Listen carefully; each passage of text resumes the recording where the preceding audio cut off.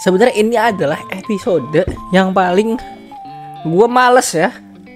Karena isinya begini, kalian bisa nonton sendiri ya. Gue disclaimer aja. Jadi ya selamat menikmati. Mulai dari Eiji dan Ai yang berduaan di rumah. Gak apa-apa kok senpai. Kalau senpai sedikit aja melakukan kesalahan, kata-kata yang selalu bergema di dalam hati Eiji. Ia kaget sejadi-jadinya. Orang kayak Ai bisa ngomong kayak gini dan bisa melakukan ini semua untuk Eiji. Sebuah kehormatan besar bagi dirinya dan rasionalitas dia pun udah goyang. Siapa imannya gak goyang? Mereka bahkan gak perlu mengatakannya secara langsung. Perasaan mereka saling menghargai, bisa terasa dari setiap kata yang terucap. Eiji yakin kalau Eiji menyatakan perasaan sekarang, Ai pasti akan menerimanya. Kesalahan ya? Hah? Senpai barusan mesum ya? Dengan senyum sarkas, mukanya poker face. Dia tertawa. Ini adalah kunjungan kedua ke kamar Ai. Memang agak sepi, ada aroma manis. Atmosfernya tapi terasa sangat nyaman. Eiji rasa Ai ini selalu memerankan sosok Ichijo Ai yang paling sempurna dari orang lain. Akhir dari semua itu bisa dilihat dari kamar yang sekarang. Dan dari kejadian di atap kemarin. Kamu gak masalah ya kalau minum teh kan? Enggak apa-apa. Sepertinya Ai udah tahu teh kesukaan Eiji apa. Ibu dari Eiji itu sering ngobrol sama Ai. Bisa jadi teh itu udah siapkan juga biar Eiji kalau datang bisa langsung diminum. Kenapa sih ngeliatin terus? Malu tahu? Enggak, aku cuma seneng aja. Bisa ngerti sih hari-harimu lo ini, Ai. Kalau orangnya bukan aku, itu udah pelecehan kan? Senpai masih ingat apa yang aku bilang tadi kan? Sambil menyiapkan cangkir tehnya, Ai bertanya dengan gaya menggoda. Tapi Eiji berpura-pura lupa dan menjawab, "Hah? Apa? Dasar." Menurut senpai itu kalau sedikit sejauh apa sih? Di sini Eiji yang kaget hampir nyemburin teh. Gak tahu sih. Pegangan tangan, ciuman, atau lebih dari itu. Si Ai yang tadi berdiri di samping Eiji mendekat ke arah Eiji dan membisikkannya telinganya. Ayo mau ngapain? Gue tahu sih mereka mau ngapain ya. Gak banyak orang yang bisa diserang kayak gini. Di sini Eiji perlahan berdiri dan memeluk tubuh Ai yang lembut. Wangi manis seperti madu tercium dari Ai. Tubuhnya memang sedikit tersentak, tapi Ai pun kini lemas di dalam pelukan Eiji. Ai menerima Eiji seolah-olah dia sudah sangat siap dari awal. Perlahan Ai memeluk Eiji dan Eiji menjawab pertanyaan tadi. Mungkin segini sih. Dalam pelukan Eiji gak ada lagi sosok Ai yang sempurna, idola sekolah dan siswi berprestasi. Oh gitu ya. Ai tersenyum lega, menyembunyikan wajah malunya ke dada Eiji. Mereka berdua meluk dengan sangat erat. Rambut kulit Ai, nafas manisnya, aroma sabun dan samponya langsung tercium di hidung Eiji. Maaf ya senpai, tapi boleh sedikit lebih lama nggak? Ai berkata agak manja sambil menyembunyikan wajahnya. Mungkin Ai ini agak malu. Eiji nggak yakin apakah pilihan yang akan ia ambil itu adalah keputusan yang benar. Tapi Eiji di sini ingin mengikuti perasaannya. Namun inilah pelajaran yang selalu Eiji dapatkan setelah kejadian Miyuki. Jika ada sesuatu yang ingin ia sampaikan, ia harus menyampaikannya selagi orang itu masih ada di sisinya. Eiji melonggarkan pelukannya. Ai agak terkejut, lalu menatap Eiji dalam mata yang berkaca-kaca. Wajahnya memerah dengan ekspresi cemas dan lemah yang belum pernah Eiji lihat. Eiji menyentuh kedua bahu Ai, lalu berbicara, "Nggak usah buru-buru lah. Kalau kamu nggak keberatan dengan orang kayak aku, kalau kamu bersedia menerima aku, maka aku akan selalu ada di sisimu, Ai. Aku gak akan pergi kemana-mana, sumpah." Dengan ekspresi terkejut, Ai menatap Eiji. Setelah beberapa saat, Ai pun memahami maknanya. Dan sama seperti sebelumnya, Ai melompat ke Eiji dan memeluknya dengan erat. "Iya, tolong pegang aku erat ya." Dengan pegangan pada kata-katanya, Eiji meraih punggung Ai dan memeluknya erat. Pastinya, Ai di sini gak ingin kehilangan Eiji. Ibunya, ayahnya sudah pergi jauh darinya. Ai takut banget kalau Eiji pergi sangat jauh. Dia takut kalau kata-kata tindakan selanjutnya itu melukai Eiji. Dia nggak bisa berkata-kata apa-apa dan hanya bisa meluknya. Ai kini diselimuti oleh kehangatan dan kebaikan yang sepenuhnya memeluk dirinya.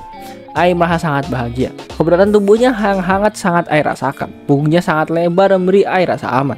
Ai senang sisi egois dari dia tapi mulai muncul. Ia ingin mengubah hubungan yang sekarang pertemanan menjadi sebuah pasangan. Tapi ia berpikir, bagaimana jika Eiji malah menjauh dan malah menyukai orang lain atau kembali ke masa lalunya. Tapi Ai sadar ingin memastikan bahwa Ai akan selalu ada untuk Eiji dan gak akan pergi jauh. Lalu Eiji perlahan melepaskan pelukannya.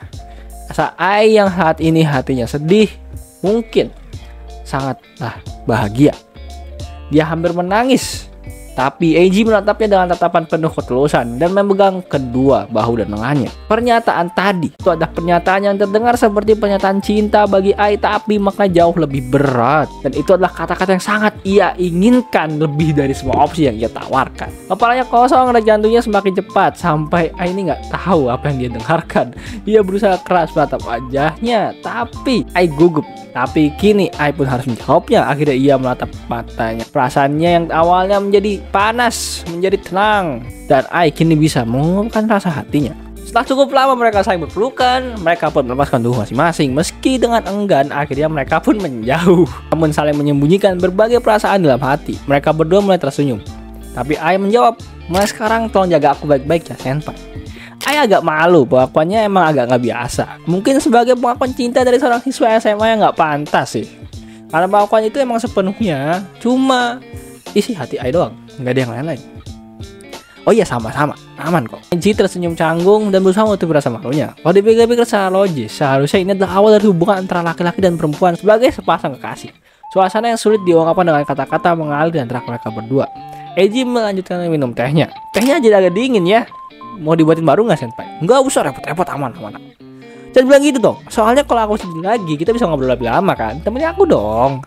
Kalau begitu boleh deh. Senpai, iya. Di sini Ai berdiri untuk menyeduh tehnya dan di posisi membelakangi Eiji sambil menggerakkan tangannya mengaduk teh. Bahkan di sini tangannya pun sangat anggun. Aku tahu aku harus mengatakan yang seharusnya. Kau mungkin sudah menyadari betapa rumitnya diriku. Aku nggak mau hanya mengandalkan kebaikanmu tanpa mengatakan hal yang penting. Eiji tahu persis apa yang dia maksud. Pasti soal keluarganya. Tapi sepertinya Ai ini nggak siap buat bicara itu. Meskipun ingin mengatakannya, akhirnya di sini Eiji sadar bahwa Ai sedang berusaha menyembunyikan perasaannya agar Eiji nggak khawatir. Seperti yang aku bilang tadi kan, kamu nggak perlu laksain diri dong, nggak usah buru-buru. Kalau suatu saat kamu ingin bicara, bicara aja. Selama ini Ai selalu berada di sisi Eiji, dan sekarang adalah giliran Eiji berada di sisi Ai. Terima kasih loh, senpai ini orang yang baik ya. Karena itu aku nggak mau terlalu beruntung. Karena suatu saat aku udah bisa menjelaskan semuanya padamu, dan saat kamu mendengarkannya pun perasaanmu nggak bisa berubah. Jadi tolong ucapkan sekali lagi kata-kata tadi. Memang Eiji bisa merasakan kalau Ai ini punya masa lalu yang berat, terutama dalam masalah keluarga. Tapi Eiji jatuh cinta pada diri Ai yang sekarang, bukan masa lalu. Yang Eiji cintai adalah dirinya yang sekarang dan yang akan datang. Perasaanku gak akan berubah perasaanku gak akan berubah karena kata-kata dia bukan keucapan untuk Ichijo Ai di masa lalu, tapi untuk Ichijo Ai yang sekarang. Ucapan itu persis seperti yang ingin ku dengar. Makasih loh senpai. Kali ini Eiji berjalan perlahan dan memeluk Ai dari belakang. Di sini Ai nggak menoleh, menerima pelukan Eiji sepenuhnya. Hubungan mereka makin dalam. Dan singkat cerita, Eiji meminum tehnya dan pulang. Terlalu banyak hal terjadi hingga Ai jatuh di depan pintunya. Tapi Ai tahu perasaan mereka sama. Dengan mengetahui itu aja, Ai nggak usah buru-buru. Aku telah dicintai oleh seorang pria bernama Eiji Aono. Kenyataan itu membuat Ai sangat bahagia. Rasanya ia ingin berteriak. Selama ini ia hanya ingin dicintai oleh seseorang. Akhirnya ia mendapatkannya. Tapi senpai tahu nggak sih? Aku tuh udah siap loh buat kamu cium. Bahkan kalau kamu mendorongku ke ranjang dan kamu mulai melepaskan sedikit helai benang dari tubuhku, itu nggak masalah.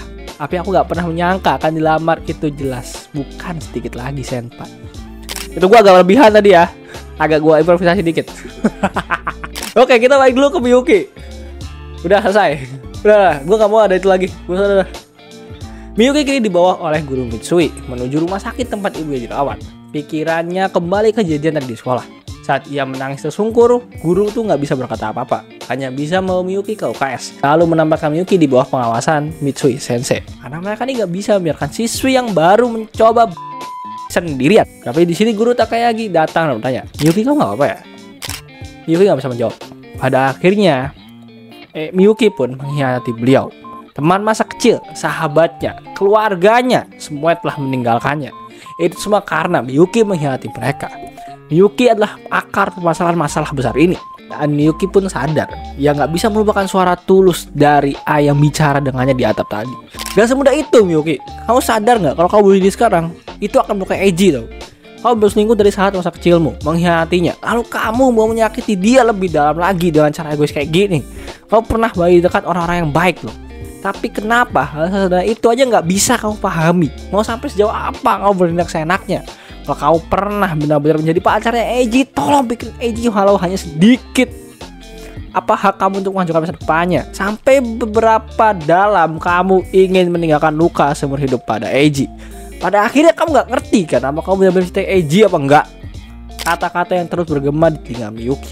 Luka seumur hidup hanya karena ia bersikap egois dan manja.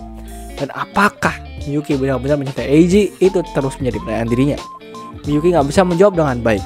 Ia terhantam oleh cinta Izoai dengan Eiji Aono. Cinta bahkan menyerupai obsesi. Lalu ia dihadapkan pada kenyataan pahit bahwa Miyuki yang sudah bersama sahabat kecilnya 10 tahun gak bisa memahaminya lebih dari gadis yang baru bersama 1 minggu. Miyuki hanya ingin seseorang bisa ia nikmati kehadirannya. Ia hanya ingin sosok pengganti Anya yang telah gak ada. Maka dari itu, alih-alih cinta sejati yang ia dapatkan, ia lari pada hubungan fisik yang jelas dan kepuasan saat yang cepat. Tolong!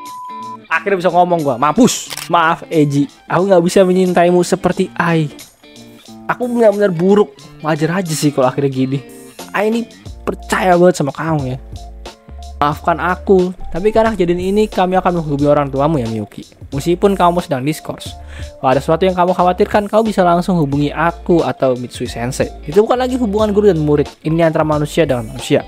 Kebaikan Takayagi Sensei terasa menyakitkan. Saat mendengar kata menghubungi orang tua, Miyuki harus berteriak, "Enggak!" Tapi Miyuki gak bisa mengatakannya. Ibunya sedang dirawat, gak boleh menerima tekanan lebih. Miyuki kini ingin menghilang. Ingin orang-orang melupakan bahwa ia pernah menjadi manusia kayak gini. Kalau aja Miyuki gak berselingkuh, ia masih bisa kembali ke tempat yang sangat hangat. Ia ingin kembali meskipun ia tahu ia gak akan pernah bisa kembali. Miyuki akan tetap membenci dirinya yang masih berharap sampai saat ini. Miyuki ingin kembali ke tempat yang telah ia buang. Dan Miyuki sadar kebahagiaan yang sesungguhnya itu hanyalah ilusi. Miyuki gak bisa melihatnya, padahal itu sangat dekat. Tapi Miyuki mau melepaskannya dengan begitu mudah. Tempat yang hangat itu gak akan pernah bisa tergantikan. Mungkin udah gak bisa ada lagi. Waktu yang dia habiskan bersama Eiji adalah masa yang paling bahagia dalam hidupnya. Dan dengan menyadari itu aja, Miyuki sadar harus menjalani sisa hidupnya dengan keputusasaan. Mitsui Sensei menemani Miyuki menuju rumah sakit tempat ibunya dirawat. Dan di jalan dekat stasiun, ia melihat Eiji dan Ai. Mereka berada di sisi yang berbeda dari jalan besar. Jadi mereka tidak melihat Miyuki bersama Sensei Mitsui. Mereka tampak berjalan bersama dengan riang sambil menyaksikan kebahagiaan yang telah hilang dari genggaman Miyuki. Miyuki melanjutkan langkah di jalan penuh duka. Iris sekali. Dulu tempat yang ia dapatkan diganti Ai. Kehangatan yang ia terima dirasakan Ai. Dan ada satu kata buat lo Miyuki. Tolong.